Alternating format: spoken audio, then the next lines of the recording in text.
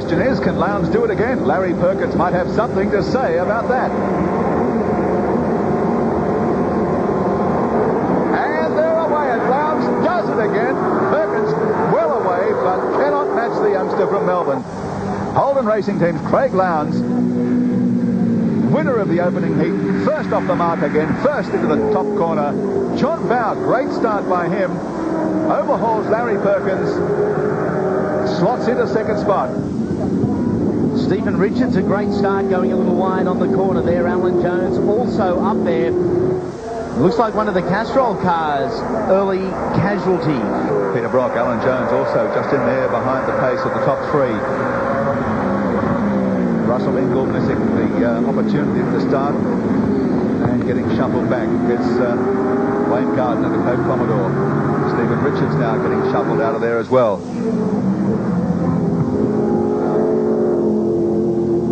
Russell Ingall, Peter Brock. But Craig Lowndes, John Bow though has latched onto his tail and will not let go. Oh, Lowndes is off! And so's Bow.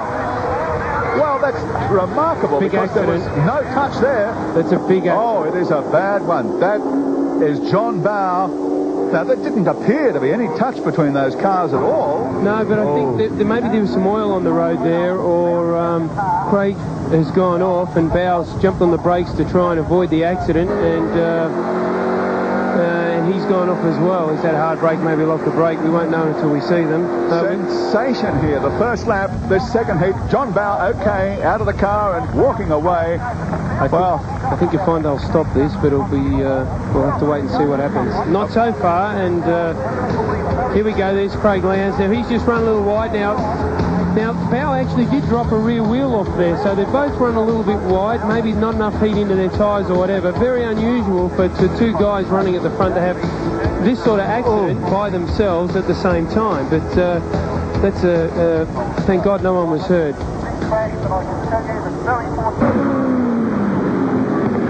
And we've got a fantastic dice for the lead. Perkins, Gardner, who made a great start from 7th, and nothing between the group of them. Well, this has really opened right up here with Craig Lowndes and John Bow out of action. Larry Perkins leading from... Oh, it's another one gone off the infield. That's Brock. In the wall.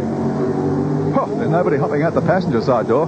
It's going to be a busy day in the HRT pit. Larry Perkins, the Wayne Gardner, the pointy end of the field. These two have opened up a nice little buffer already. Gardner looking down the outside. It's in. Stephen Richards takes Alan Jones in behind them for third spot. And there's Glenn Seaton lurking very close behind. The thing is here, what I can't understand is there isn't a dry and wet line.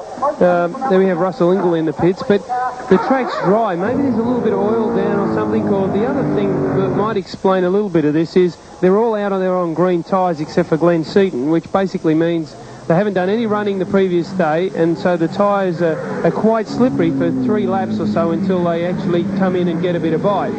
They haven't had a chance to scrub them in at all. But here we see Larry Perkins certainly going very hard out in front. Most importantly, the 3 drivers involved in the incidents have got out of the car and are A-OK. Glenn Seaton is the big mover, now up to third spot, having come off 10th grid position. Of course, 3 of the players in front of him have been taken out. But nonetheless, great effort by Seaton. Stephen Richards, Tony Longhurst, Alan Jones all up in the running, and Dick Johnson on the back of the freight train after starting in position number 18 after a DNF earlier on, has really moved through the field. He's got the benefit of fresh tyres. Glenn Seaton, though, as Gary said, is the mover and shaker in the field. He's opened a little buffer on Stephen Richards and has the rear guard of the Coca-Cola Commodore in his sights. Well, Dick Johnson was out of business on the first lap, first corner, in fact, of the first heat. He was on the tail end of that concertina in the first corner, ran into the back of Steve and Ellery, and that put him out of business there, but he's back up and running, doing well here. Larry's car seems to be a little quicker than the WGR car. Just through the next corner, the sweeper onto the straight and off the straight. Gardner drops a little bit back and looks to maybe lose a little bit of speed here. And then, of course, he hauls him in back around the other end of the circuit. Race cam with Glenn Seaton trying to look for a way underneath. The Coke car of Wayne Gardner under the bridge at the start-finish line. Larry Perkins in front. Here comes Seaton. Gives Gardner the go-by straight down the inside at the end of the main straight. Well, that'd be very frustrating for Wayne. I mean, Seaton's just pulled out of his slipstream and driven straight past him. Glenn Seaton, of the 6 V8 races here at the Island, Seaton has won 5 of them. It's his nominated test track. And he really has shown the benefits of plenty of laps around this beautiful layout here. Alan Jones, car 301. Into pit lane. He was dicing around the same part of the circuit with Dick Johnson around the back there when we saw him slow down. Seaton nice and close to Larry Perkins. There's the view from the Glenn Seaton car, the Ford Credit Racing Falcon EF. They talk about parity. There's a Holden and a Ford. They start to wind up into the long left-hander. Now, the big winner out of all this, of course, is going to be Glenn Seaton, because looking at the championship point score, the only other 2 guys that are in front of him in a minute are laying against walls littered around the circuit. So a win or a second in this is going to put him right back in it. And, of course, Craig's car looked that bad that he definitely wouldn't start the next race, and then Bowser's the same.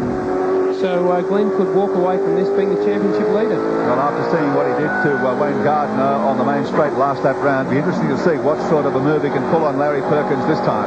Will he have the straight line speed or not? Brad has mentioned a comparison between the Seaton and the Gardner cars. Now we see Seaton v Perkins. Down the main straightaway, Seaton looks on the outside. No, not that time around. I think Perkins has got a little bit more horsepower than Wayne Gardner. He's acknowledged as certainly having one of, if not the strongest Commodore in the circuit, but Glenn's, all over him, and that's the spot where Larry tickled him up in the race before, but he wasn't time for payback. Early days yet. Oh, I think Glenn's just biding his time here. I've no doubt in the next couple of laps he'll find a way by. Larry's covering all his bases. Look at that car squirm under brakes there. He's getting maximum amount out of that. And, of course, Glenn's just catching him in the middle of the corner here. Seaton, perhaps, I think, may have even been forced to get off the throttle a little bit there. Perkins wide. Seaton looks down low. Ooh. These two have had it coming together already today. That was in heat number 1. No place for the faint-hearted at Phillip Island today. Larry Perkins leads from Glenn Seaton. Looking out the front of the Falcon EF. Not even half race distance. Well, this is just a great dice between these 2 front runners. Not a split inch between them. Perkins at the moment holding on, being pressured enormously by Seaton. Fair gap back now to the 3rd place getter, and that's Russell Ingall. So the Castrol cars running 1st and 3rd at the present time. This will be a red letter day for them.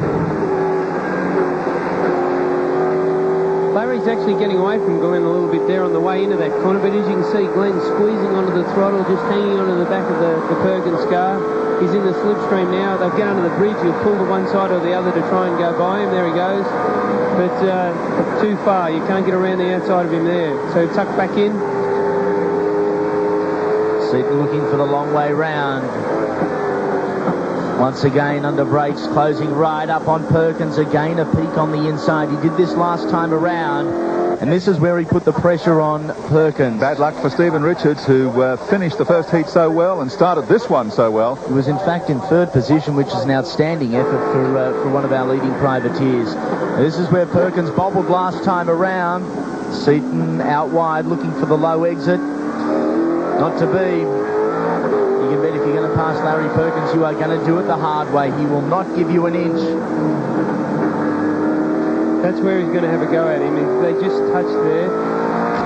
It's interesting. Glenn's car definitely seems to have the upper hand through all the medium to slower corners, but Larry's car is pretty fast through the fast sweeping stuff. So Glenn's just going to have to chip away at that and see how he goes. In behind this pair, Russell Ingall in 3rd place and Wayne